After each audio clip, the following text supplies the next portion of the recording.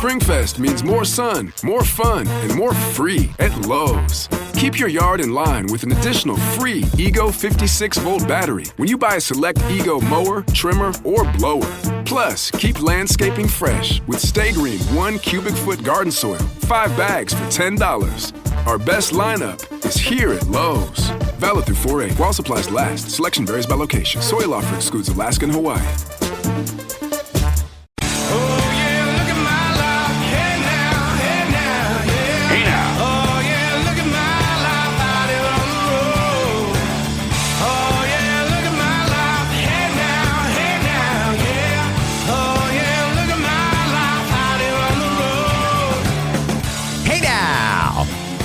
How you doing, friends? Thank you so much for checking into this episode of Scott Fox After 9. It's going to be a great one. I've got some incredible audio for you, and in this episode, I'm going to introduce you to the latest member of Parliament to cross the floor from the opposition Conservatives to the governing Liberals. You will get to hear all about Marilyn Gladu on this episode.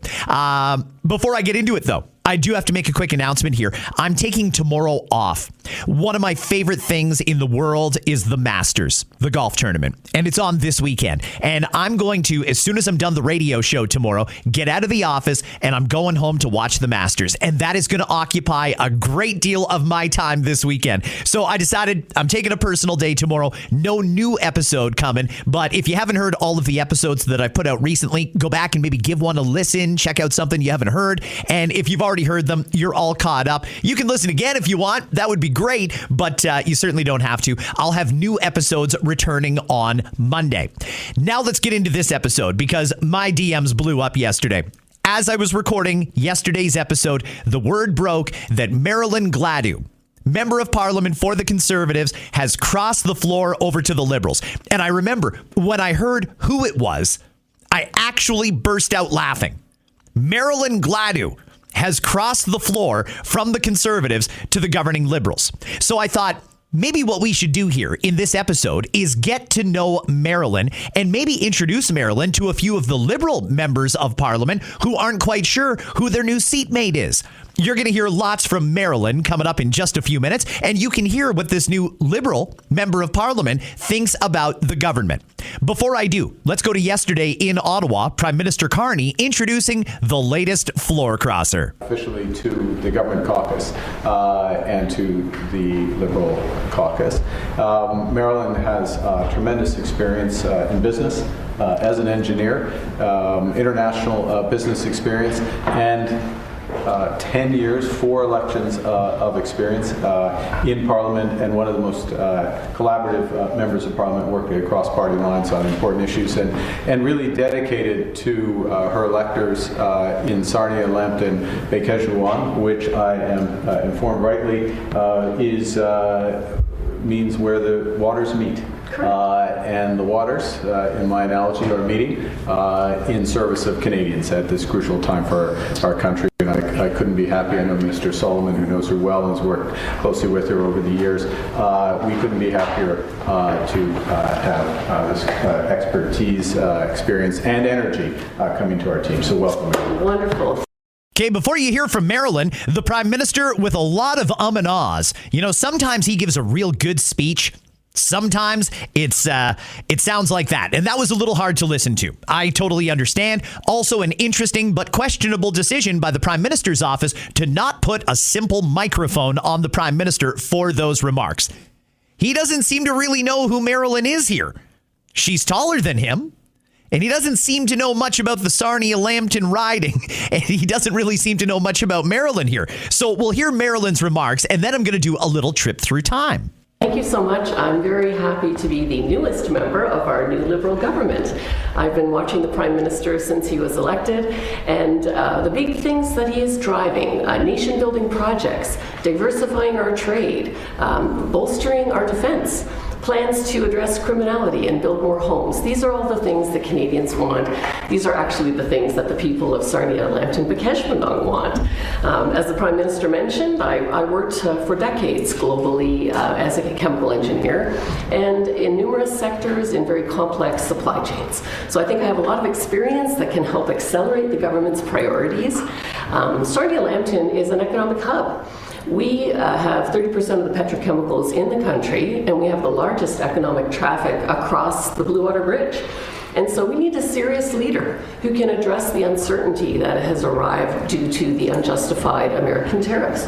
We need a global leader with a plan to make a more resilient Canada, a stronger Canada, a more self-reliant Canada for this critical moment. And that man is our Prime Minister, Mark Carney. He's invited me to bring my experience, my talents, and my views into the large Liberal tent, and I think that will have a better effect inside than it will outside. And so I am happy to start working with my Liberal colleagues and the Prime Minister to build Canada strong. Merci. Merci. Merci beaucoup. La même chose en français? Okay, I mean, Marilyn Gladu there saying all the things that sound like they were written by one of the governing Liberal speechwriters. Our new Liberal government. So that's something that Marilyn would not have said, even very recently. I did a little scroll through Marilyn's timeline on social the other day, yesterday actually, and wow, you know, her joining the Liberals and saying all the things that she just said or possibly read about the Prime Minister, that is very, very offside with many of the remarks that Marilyn has made recently. So since we've got a new Liberal member of Parliament in Marilyn Gladu, I think we should get to know her. We should get to know what she's all about and hear what makes her tick. Liberals in particular, you might be interested to know about some of the political positions of your newest Liberal member of Parliament. And then I'm going to give you a theory once I get through all of this audio. But let's listen to Marilyn here. Mr. Speaker, the Emergency Measures Act has been ruled unlawful by the courts twice. The Liberals violated the charter rights of Canadians by freezing their bank accounts when the threat of a national security threshold was never met. They've wasted millions of dollars of taxpayer money, and now they are appealing this court decision for a third time. With an affordability crisis and a jobs crisis, will the Liberals quit wasting taxpayer monies on something that the courts have ruled twice is unlawful? Marilyn Gladu there in the House of Commons. That was 2 weeks ago. 2 weeks ago. That was what she was saying about this government. In 2 weeks, she apparently has completely changed her political ideology. Or has she? No, I'm pretty sure she hasn't changed her political ideology. So what the hell is she doing sitting with the Liberals? That's one I don't understand, but let's hear a little bit more from Marilyn. Well, I believe that Justin Trudeau and the Liberal policies are destroying our country. They've ruined the economy in the West. I believe that, what they're doing in terms of pitting one group of Canadians against another, really eroding the freedoms of the country. So what we need to do is get Justin Trudeau out of office. And to do that, the Conservatives have to win. That was in 2025. Marilyn, obviously hoping for a Conservative government. She ran for the Conservatives. She told her constituents she was a Conservative, and now she has apparently changed her mind and completely changed her political ideology. If that's even possible, because I'm really not sure that you can, especially that quickly. As recently as a week ago, she was all over Mark Carney and the Liberal government. All over them. And now she's switched and joined their party. Why would she do that? Why would Marilyn do that? MP Marilyn Gladu here. A lot of people have been asking me, what do you think about Mark Carney? And so I thought I would let everyone know what I think about Mark Carney, starting off with the fact that he's been Justin Trudeau's economic advisor for the past 5 years. So he's part of the disastrous mess that has been created by the Liberals in terms of the inflation, the increased cost of everything. And so I don't see that he is going to bring any change at all. And when you look at who he has appointed as his chief of staff, Marco Mendicino. Marco Mendicino was kicked out of cabinet for all of the lies that he told when he said that the police requested they enact the Emergency Measures Act, and the police clearly said they did not. And when he said he didn't know anything about Paul Bernardo being transferred to a medium security prison, and that turned out not to be true either. And then the transition team for Mark Carney, he picked David Lametti. David Lametti was the minister in the middle of the SNC-Lavalin scandal that got the get out of jail free card for SNC-Lavalin in the corruption case. So this is really bad judgment, in any case. And it doesn't speak well of the integrity of the government. But what we know about Mark Carney is that he wouldn't disclose all of his assets in Brookfield. He lied several times during the campaign leadership race. He said that he had nothing to do with the Brookfield move from Canada to the U.S., that he was not involved. And clearly minutes were produced where he chaired meetings where he voted in favor of the move, and he wrote letters to the shareholders to get them to support the move of the head office from Canada to the U.S. How does that inspire confidence that he cares about Canada at all? Nothing says, I think Canada's a great place to invest, like moving your head office to the U.S. So, there's nothing but concerns when it comes to Mark Carney. We don't get the straight answers. He avoids getting any questions from the press. That one obviously from last year, where Marilyn Gladu talks even more about her dislike of Mark Carney. So how did this happen? How did she end up in the Prime Minister's office saying, I'm going to cross the floor and I'm going to be just like you guys? I don't like you guys, is what she was saying days ago. Now she wants to be one of them. Why do you think that is? Why do you think that is? What happened here for Marilyn to decide she wants to be part of the governing Liberals? Why do you think you're the best person to lead the Conservative Party? Well, Peter, in order to win the next election, we need a few things. First of all, we have to expand the base. And for that, we need a strong, dynamic leader, somebody that will be appealing to other Canadians. And I think I'm that person. And we also need a better balance in our policy of fiscal responsibility and social compassion.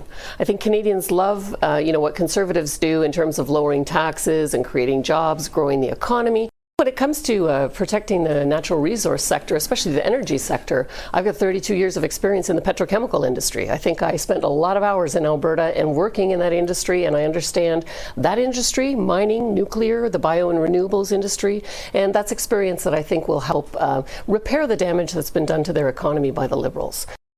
That was Marilyn Gladu when she ran for the leadership of the federal Conservative Party. That's right. She ran to lead the Conservatives. And now she's decided she's a Liberal. Huh. Here's a little montage of some of Marilyn's greatest hits. Is she aware that there's current Liberal MPs sitting on this bench that think I should be in prison for quoting scriptures as a youth leader? And is she aware that they've scheduled a vote during the National Prayer Dinner? Thank you, Mr. Speaker. I'm not going to take them at their word. They're not always as transparent as we would like, and so I'll keep an eye on this. Said he was going to build, baby, build, but the only thing he's built is the highest unemployment rate for youth we've seen in a generation. The Liberals violated the charter rights of Canadians by freezing their bank accounts when the threat of a national security threshold was never met. They've wasted millions of dollars of taxpayer money. Job losses are climbing like a very grim reaper, and this budget for sure will be driving them deeper. But there's hope in the midst of this terrible nightmare for the safe homes and streets that we all want to share. For affordable lives in a country so free, our Conservative team will bring it to thee. Wow, wow, wow, wow. Marilyn Gladu has been all over this Liberal government as a member of the Conservatives. And then just one day she woke up and said, I'm going to cross the floor. I'm going to become a Liberal. So let me ask you a serious question. Clearly, she's not a Liberal. Clearly, she is not interested in Liberal policies or Liberal ideology. Many people would describe Marilyn as someone who's actually a little further on the right than most Conservatives. This would be kind of like Maxime Bernier joining the NDP. This isn't working. This is not a good look here. So why'd she do it? Well, there's a couple of possibilities. Maybe she got bought off. Maybe there was some sort of a quid pro quo, some sort of a deal, some sort of a you cross the floor and we'll do this for you, or down the line, we're going to make sure that you're taken care of in this way. Maybe it was that. But that's also very obvious. You know, that coercion I don't know if the Liberals would want that out there. If it's possible, that could be traced back to them. So I don't know if they necessarily offered her anything. Is it possible she's being blackmailed? You know, if it was any other member of parliament, I might be able to accept that maybe they just had a change of heart. But Marilyn, she has been a stalwart conservative for a long time, elected 4 times in her riding as a conservative. I don't believe she changed her political ideology. I just don't think she did. And if she didn't get bought off, maybe she did, but I don't think it was that. Could they be blackmailing her? Is that possible? Marilyn, if you're listening to this pod, you should contact the RCMP if somebody has threatened you. Contact them. That's a safe place that you can go. Tell them whatever happened here. Is it possible that maybe she's going into the Liberal caucus as kind of like a Trojan horse? Is it possible that she's still a conservative and she's going to vote the conservative way, but she wants to get into that Liberal caucus and find out who's talking about what and maybe try and expose a little bit of the corruption? Is that possible? I don't know, but I'll tell you, as recently as, 2 weeks ago, she insisted that if somebody crossed the floor, there should be a by-election. Marilyn suggested there should be a by-election if somebody crosses the floor. Well, now she's crossed the floor, and she's not going to step down and allow for a by-election to be called. Why is that? Well, clearly her boss, Mark Carney, has said, you're not stepping down. So did she not believe what she was saying 2 weeks ago? Or did all of this happen very quickly and in a very confusing way? That's what I'm trying to understand. That's what I don't get. What made Marilyn flip? Because this is not just a typical, I like the conservatives. I am a conservative. I have conservative ideology, but I'm not running again anyway, so I'd really rather just sit in government for a little while and enjoy some perks. I don't think that that's what this is, because I don't think that that is Marilyn's political ideology at all. I think something very, very, very shady went on here. And I don't know if Marilyn's going to ever talk about it. I hope she does. I'd love to know what went on here. What made you flip?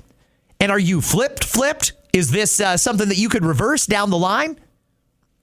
I don't know if we'll ever get answers to that. Pretty sure she's not going to be running again in the next election. It seems like the folks in her riding are not very happy. I got so many messages yesterday from people in the Sarnia, Ontario area. So many messages. People are livid. That's a very conservative riding, and they thought they had elected a conservative member of parliament, and it turns out they didn't get a conservative member of parliament. Not for long, anyway. Now she has flipped to the Liberals. What went on here? That's all I want to know. What went on? And by the way, since Marilyn Gladu there was the one who called for people who crossed the floor to go through a by-election, isn't it incumbent upon her to now stand behind her own words, step down, and she can rerun as a Liberal, but we need to have a by-election? I think most people would agree on that. I don't believe that these floor crossings are organic. We know from many members of parliament that are conservatives that they've been approached by Liberals to cross the floor. Mark Carney does not have it in him to come back to us, the voters, and say, I want a majority mandate. He doesn't have it in him. He's not going to do it. Not right now, anyway. If he wants a majority mandate, he should come to us and say, hey, I'm going to dissolve Parliament. We're going to have an election. I'm asking you for a majority mandate to help me build Canada strong. That's a fair thing to do. That would be an honorable thing to do. That would be the way to get a majority government. And I assume that that's what he wants. But he's not doing it that way. And frankly, I have to think the only reason for that is because Mark Carney agrees with me. The polls that are out there are not quite accurate. There's a lot of polls saying there's a big gap between the conservatives and the Liberals. I don't believe that gap is real because I don't believe we asked an actual question.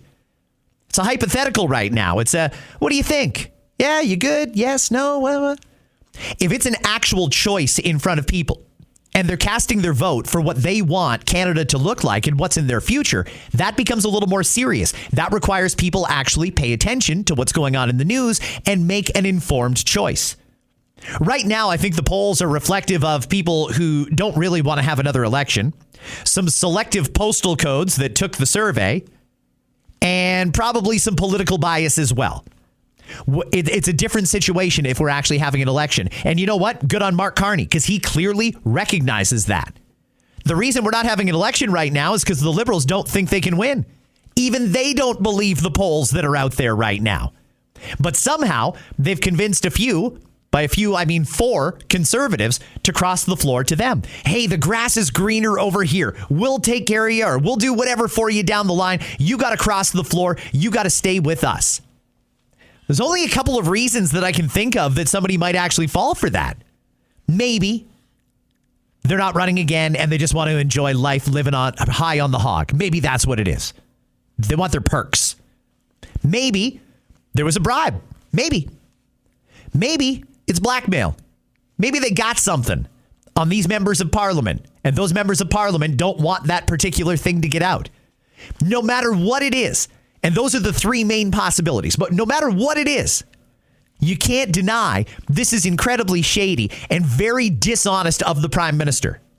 He doesn't believe the polls, or he would call an election. Of course he would. We saw Trudeau do it a number of times. If he thinks he can win, he's going to call an election. He wants a majority badly, but he doesn't want to come back and ask the voters for it. He wants to try and do it with backroom deals. And I think, based on the calls and interactions that I have, the vast majority of Canadians reject that. They don't believe in this floor crossing thing, and they would like the government they voted for. The government they voted for was a minority Liberal government. Here's the Prime Minister. So in a few minutes, I'll officially welcome Marilyn Gladu as the latest member of the government. Very much looking forward to working with Marilyn. She brings tremendous experience as an engineer, a very long international business career, dedicated to the people of Sarnia.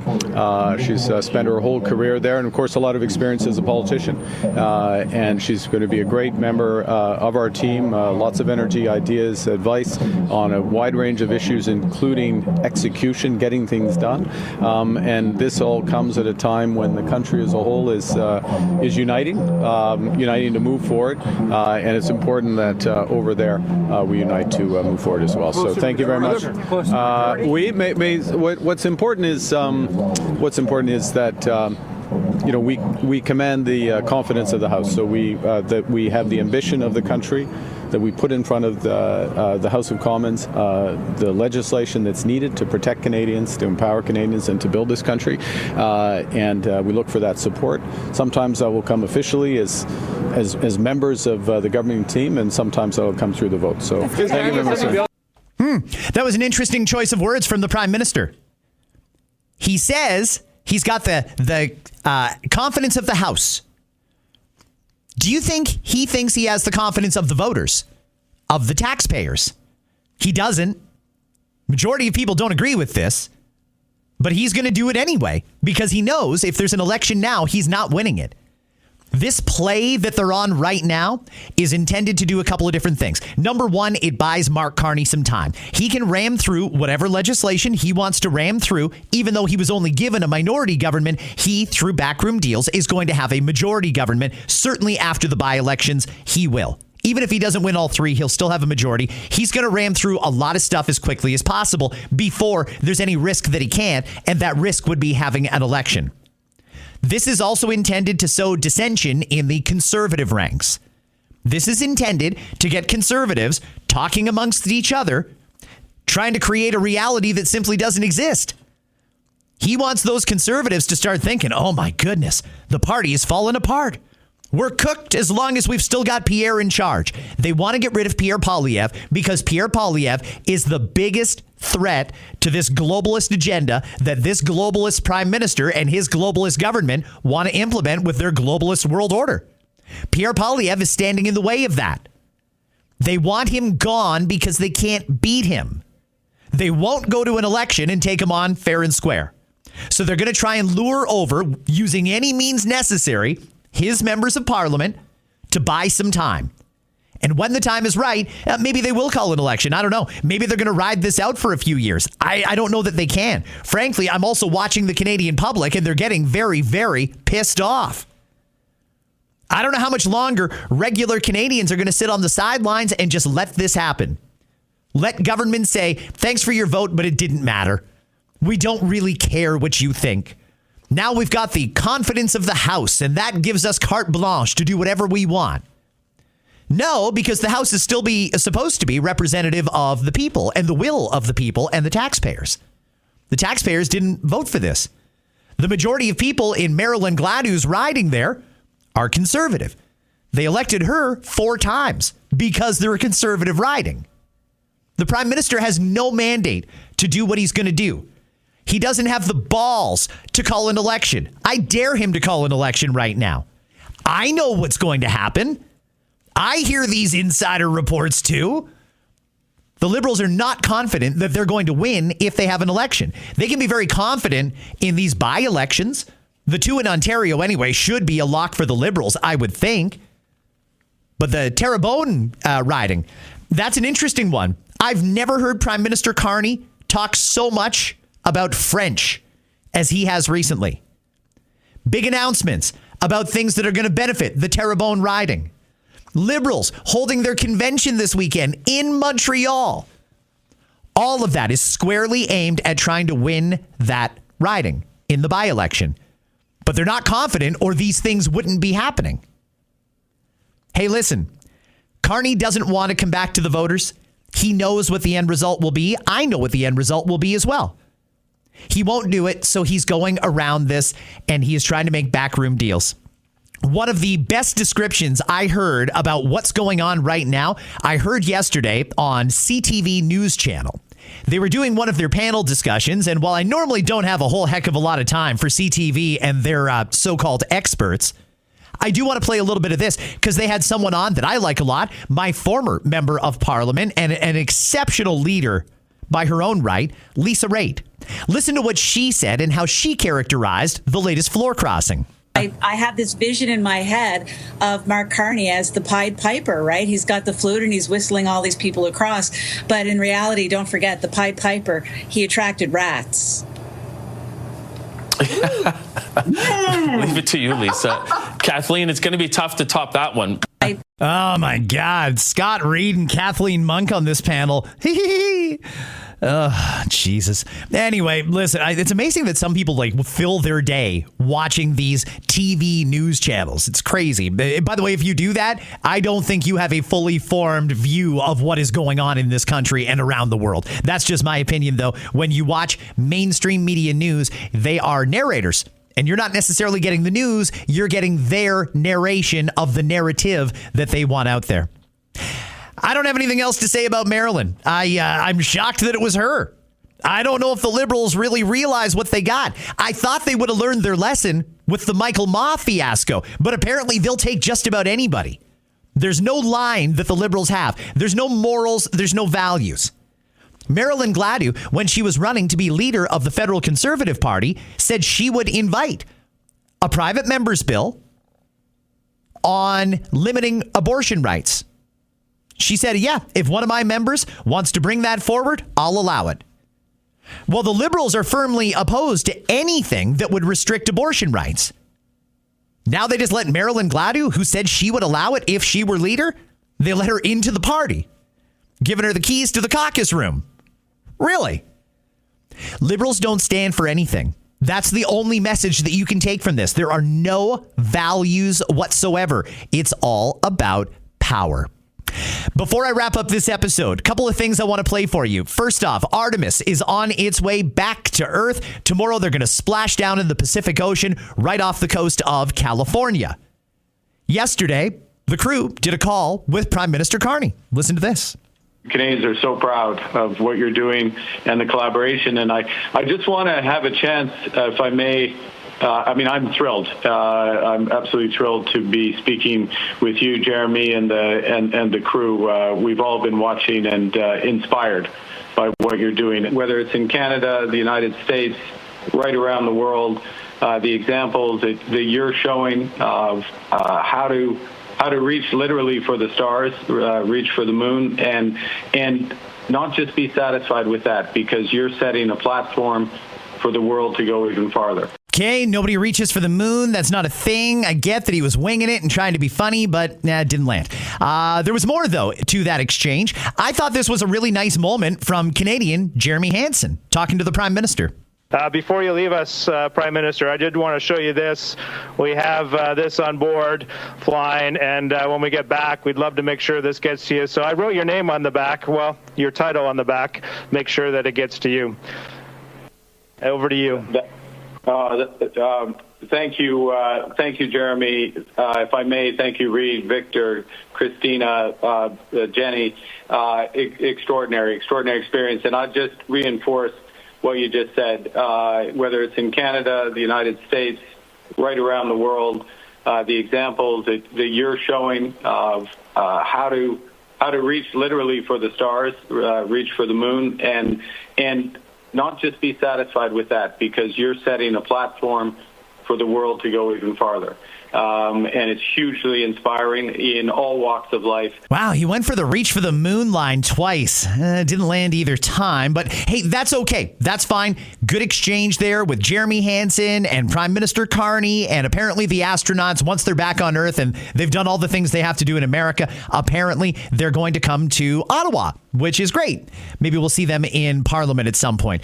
By the way, the thing that Jeremy Hansen was saying he wrote the Prime Minister's name on to make sure he gets it is a Canadian flag patch. That is one of the patches that Jeremy would wear on his shoulder as the Canadian member of this crew. So an actual patch that's been into space. It belonged to an astronaut. That's going to be gifted to the Prime Minister when he gets back to Canada. I do want to play one last thing on this because I thought this was a really good quote. The Artemis mission is wrapping up. Tomorrow they get back to Earth. The crew has been living in very tight quarters, like the size of a minivan is the way a lot of the experts describe it. They've been living very close together there and on top of each other basically for 10 days. And that doesn't even include the years of training and simulations that they went through. They formed quite a bond. I want to play for you astronaut Christina Koch. There's one line in particular that she has in this clip, and it's only 51 seconds total. One particular line that I really want you to pay attention to and really reflect on it. She's talking about the relationships that we don't usually have as adults. I will miss this camaraderie. I will miss being this close with this many people and having a common purpose, a common mission, getting to work on it hard every day across hundreds of thousands of miles with a team on the ground. This sense of teamwork is something that you don't usually get, like, as an adult. I mean, we are close, like, brothers and sisters. I'm not even going to play the whole clip. That was the part I wanted to play. That level of teamwork and camaraderie is not something you usually get as an adult. And, that one really hit me. And I thought, yeah, that's right. I mean, that's not the way my life used to be, but it certainly has gotten that way as I got older. And probably for you, too. Why is that? Why is it that we don't get that level of teamwork and collaboration and camaraderie as we become adults? Is it that we get more cynical? Is it that we get more guarded? Maybe it's just different priorities in life. I'm not 100% sure, but she's right about that. And I'm glad that she got to have that experience because it wasn't just getting to go to the far side of the moon. It was getting to do it with that particular crew. I think that's awesome. Last thing I want to play before I wrap up this episode of Scott Fox After 9 is a clip that's got a lot of people talking. It is Nikki Glaser, the comedian. I like Nikki a lot. I think she's great. She was doing a podcast interview and she talked about her boyfriend. How she doesn't mind if he hooks up with other women. There's a lot of people who are going to hear this and think, what an interesting perspective. There's other people who are going to hear this and think that woman is absolutely crazy. Listen to this. I know how lame it comes across. I sometimes don't like to tell guys about this thing that I have where I'm like, this is separate than the soulmate thing. Like, I don't care if a guy has a sexual connection with a girl and like he was to use protection and just have sex with her for a night. Like, I literally wouldn't care if my husband did that. I don't know why. I don't know why. If he were to like watch The Wire with her or like do crossword puzzles or like text up, like send memes and stuff, I would be like, what the fuck are you doing? Like, that's our thing. Like, emotional cheating would hurt me, but like physical, I'm just like, I just feel like I understand how sex is for men most of the time outside of a relationship. It's just kind of transactional, and it's just like they just want to nut, and it's not about like I want to spend my life with this woman. So it wouldn't feel. I don't know. I just wouldn't care as much. So our barometer is no emotional cheating. Yeah. Totally physical cheating is good. But I understand emotional cheating. Like if something were to happen where I would want them to tell me about it, I would be obviously hurt, but I would understand being drawn to someone else that you have a good connection with, because it's like, it's hard to, when you just find someone and it's monogamy, your brain doesn't turn off. He's still going to be attracted to other women. He's still going to like be interested in other girls and have good conversations and stuff. So I could see something developing and I would be heartbroken that it happened, especially if it went on without me knowing about it. But I would always ask anyone I was with to be like, if you develop feelings for someone else, tell me and we'll deal with it. Like, I just don't want to be blindsided. But if you want to have sex with someone else, also tell me about it, because I want to like see what she looks like and like ask you about it. Okay, wait, hold. Nikki Glazer on the Call Her Daddy podcast. How do you feel about that one? Emotional cheating, not okay. Physical cheating, yeah, I get it. Yeah. You guys, you look at sex very transactionally, I believe was her word. Go ahead and do it. In fact, tell me about it. Later on in this interview, she goes on to say she finds it kind of a turn on when other women want her man. But as long as there's no emotional cheating, she's good. Hey, I'm just putting it out there. If anybody wants to weigh in on that with some thoughts or feedback, I'll be happy to share those here on the pod. Friends, in case you missed it at the beginning, you shouldn't have because you listened chronologically to this. Whatever. I'll just put it out there again. No episode tomorrow. I'm taking an extended weekend. I'm going to be watching the Masters and spending some time with my family. But new episodes are going to return on Monday right here on Scott Fox After 9. I'll leave you with the sounds of Pat James and The Whole Truth. Hey now.